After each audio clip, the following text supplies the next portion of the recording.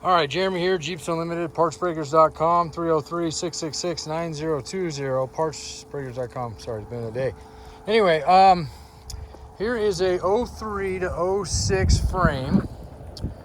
And yeah, for those of you who have been waiting for weeks or months or however long on a discounted TJ frame, this is going to be it. Not going to be a huge discount. Well, it's significant. I mean, you know, $500 off is $500 off.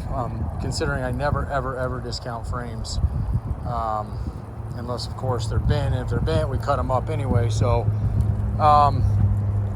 this is your opportunity to save a little bit of dough, and I will go over that. And in fact, let's go right to it.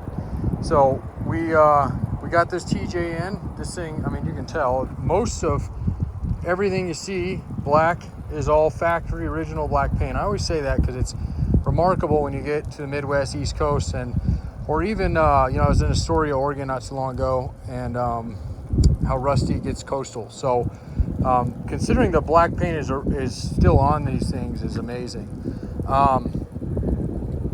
But nonetheless, we get it. We got the Jeep in. Matter of fact, it's this guy right here.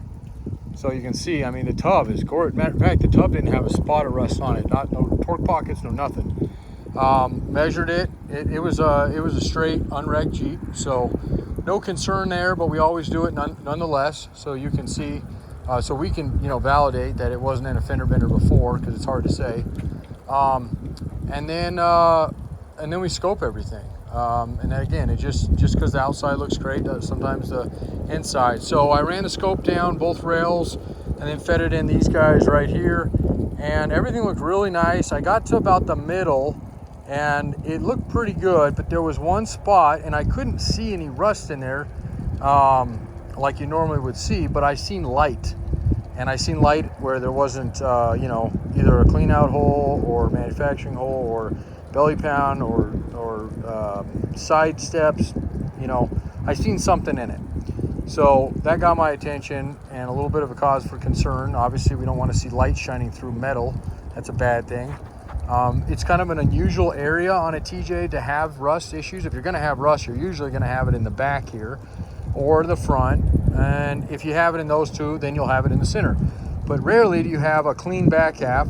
So I proceeded to move past it, finish where I could there, got to the bin, and then scoped the rear half, and it all looked beautiful inside too. Same thing, came up, seen light. Okay, so immediately I knew there was something going on, and I couldn't see much. It was just little speckles, but that's not a sandblaster, and I don't want to ever represent it that way because it's definitely not. It is a hot seat, and it's a good size one. It's a 4,500 psi, and then we usually put a rotator nozzle on it to help blow through anything that may otherwise be weak on it. So it blew through right where those weak spots are. Not very big, about the size of a quarter, and it did on both sides. And this is, you know, I say this, I don't say this lightly, 18 years of doing this, and I've never seen one that was clean here, and then all of a sudden had issues here. So it's not terrible, and I know you can tell what it came from. And it was this belly pan. When we pulled this belly pan, all the studs, matter of fact, look how clean the holes are for there, and you're going to graze there. There's a spot right there, and then we have the same thing here. But I'm showing you these because nothing was broken on these guys. But what I noticed is that somebody, over the course of time, what's that old saying, you know, don't fix if it's not broken? Well, they had taken, looked like a rubber gasket almost for a hardtop or something. Let me turn this off here. To cool down the hot seat. You're supposed to run cold water through them when you're done with them, and that thing was sizzling and sparking like it was on fire. So anyway, where was I? Lost my train of thought.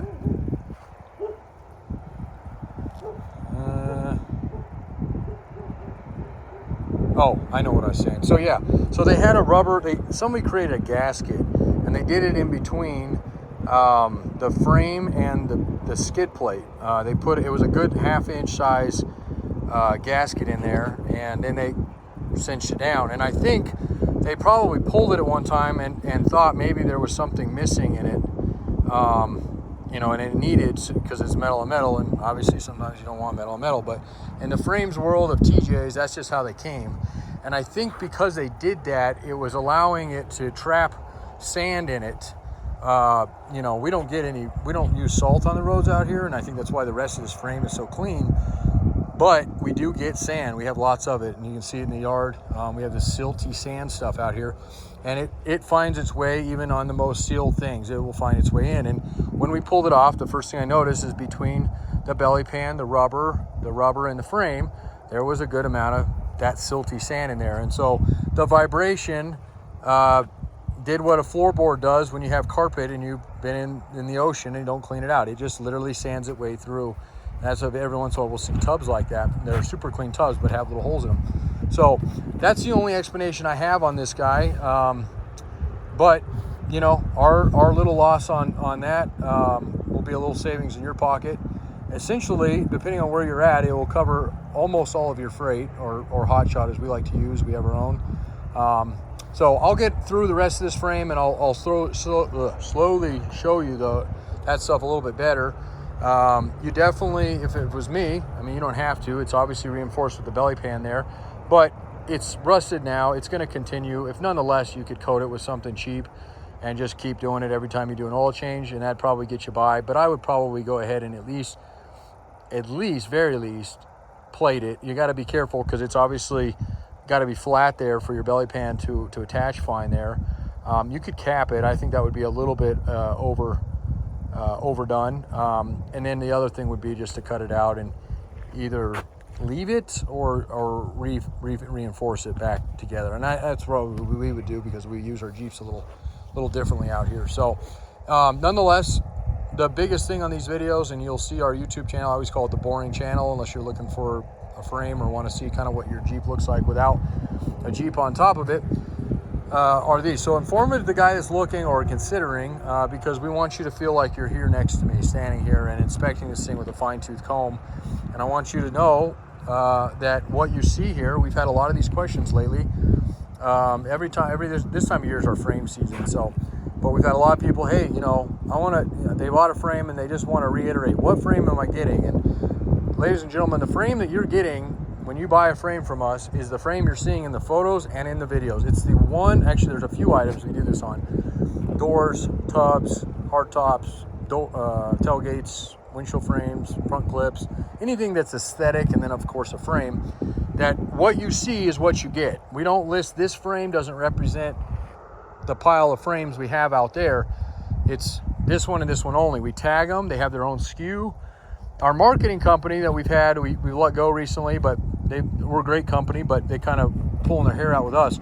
They hated it because in the SEO world, if you don't know what that means, search engine optimization, basically we build our ads up and they go out on Google, and as they mature, they get better and better and better placement on top of Google results when you Google them. Well, with us, our frames sell so quick and they get posted that we're trying to figure out a way, can we, delete the photos and videos, but reuse the SKU because it's kind of already populated.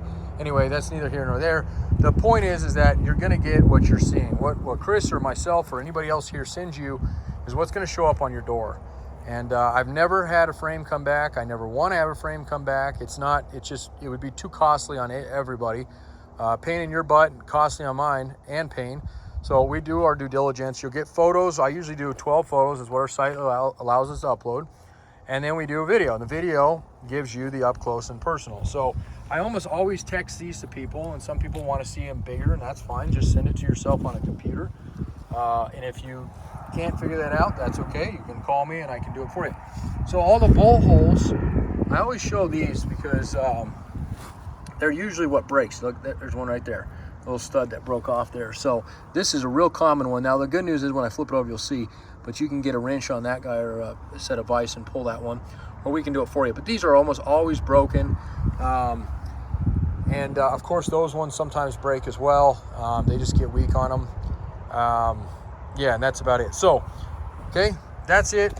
There's no beating around the bush. It is what it is. You save a little bit, or go buy one of our nicer frames if we have them in stock. Sometimes here and about, I would say by the by definitely the end of March, we're in 2024, we'll be out of frames. I bet we are out of frames by next week. We only have 3 left, and I already have 2 of them kind of spoken for. No deposits, of course, but definitely a possibility. So, okay. So other than that, you're going to see oxidized metal, a little bit of surface here, but nothing major scaling or anything that needs to be, you know, reinforced, cut out, anything like that. The hole's perfect. This is where your bushing goes above your tank. A little bit here. This one's perfect. It's absolutely beautiful on this side. And then, so again, wire wheel that. If you're not going to be sandblasting the frame, which a lot of people don't, wire wheel, Rust-Oleum, 450, whatever you want to use, your poison there, okay? Coil buckets, look how clean those guys are. Absolutely beautiful. These are almost always, on a rusty frame, you're going to have, usually these are annihilated. Those are beautiful. Nice and smooth paint underneath, just like they came, okay? And the tops have a little bit of buildup, but not too bad. You'll see that here in just a second. Still very, very clean coil buckets. I've had grade A frames that have no issues like that. That will have a little bit of surface, especially under there, because again, you got rubber trapping the coil spring and whatnot. So, okay, and then going down the line, okay, here's your spot, and you can actually see it's layered enough, but there is light coming through here. So.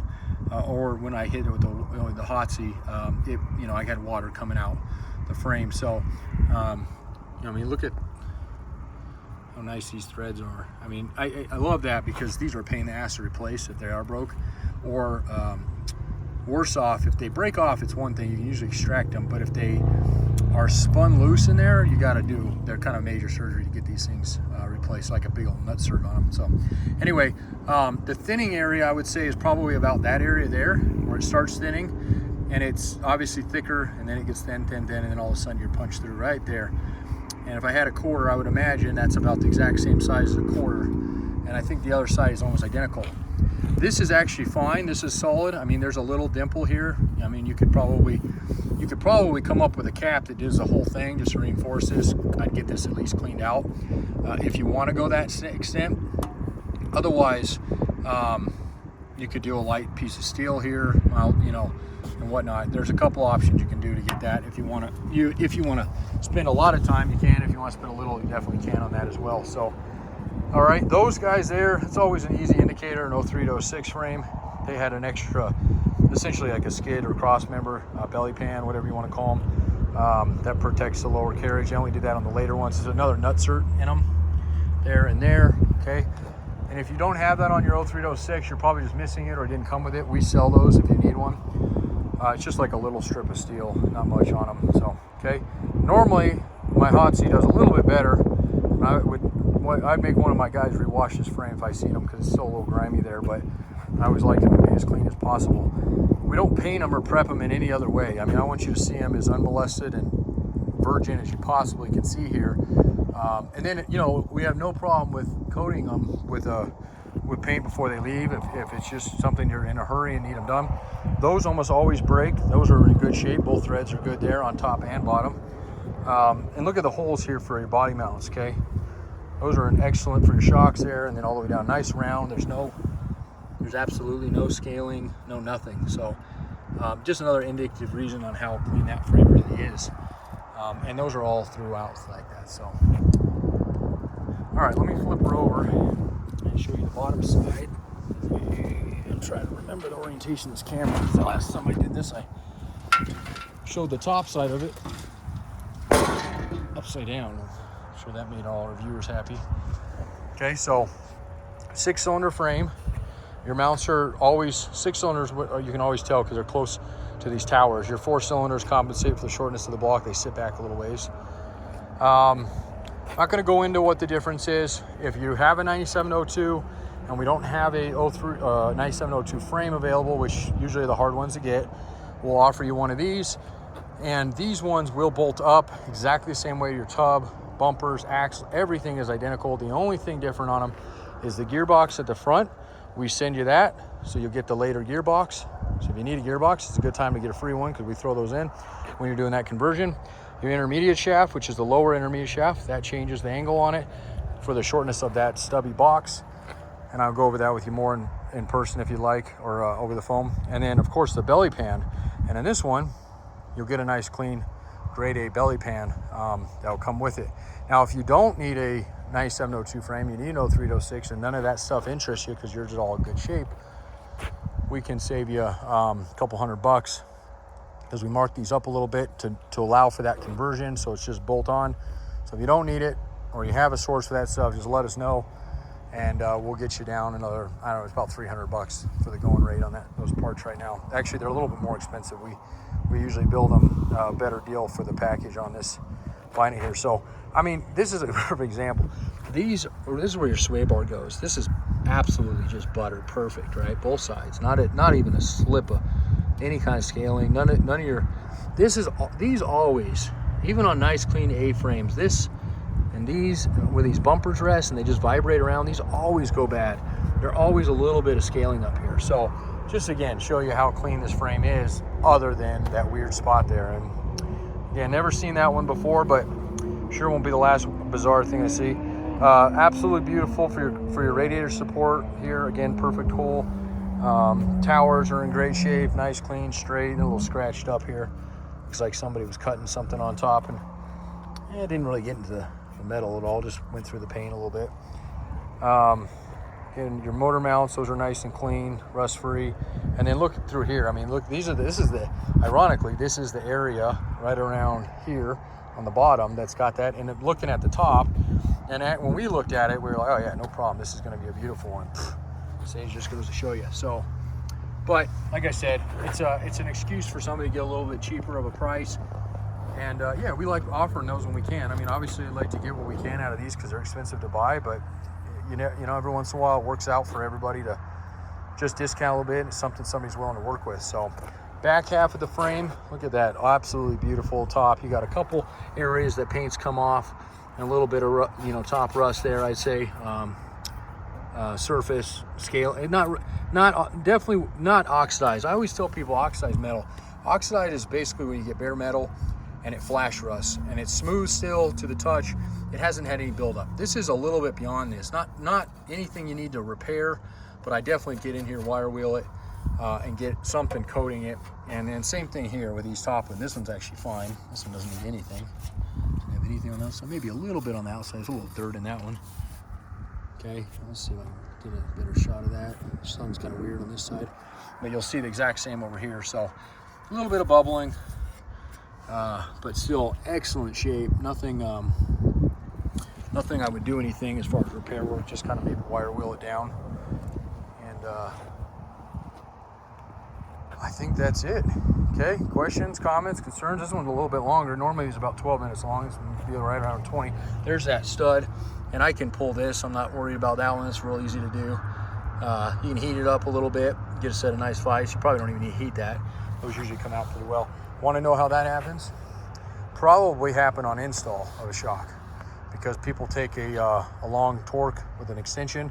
They're hard to reach when the fuel tank's in there, and they just go to town and don't realize it's such a dinky little nut. You can break them on pulling them too, but usually it's when people over tighten them, it snaps the head off. That's got a real clean break on it. I would imagine that was probably us here, so maybe it was during removal. It's got a goofy bracket on it. I think these are set of side steps. I'll pull this so you don't have to worry about it. They may have tried with the bolt, might be a little stripped out, but I'll, if anything, we can just cut the bolt right there and pull that off. But that's what I might take, is they probably had a set of Nerf bars or something on it. That's exactly what those are, and they sit in the same place. So, okay. Man, it's a nice day out today. It is literally like probably 70 to, maybe not 70, 60s. No wind. The other day it was super windy. So I'll give you kind of a bird's eye view of it, and then I'll finish up my photos, and I'll be done with this one. And then, yeah, on to another. So next week we got 6 frames going out and a couple tubs. So if you need anything, our hot shot doesn't work like that. Usually it's just what we say is what it is always. However, in the case that you're in, for example, I think we have Washington State, we have Wisconsin, Minnesota, Illinois, and a PA delivery next week. Usually if you're before and right off the highway, for example, I can get them down, I say, hey, you want to load this up?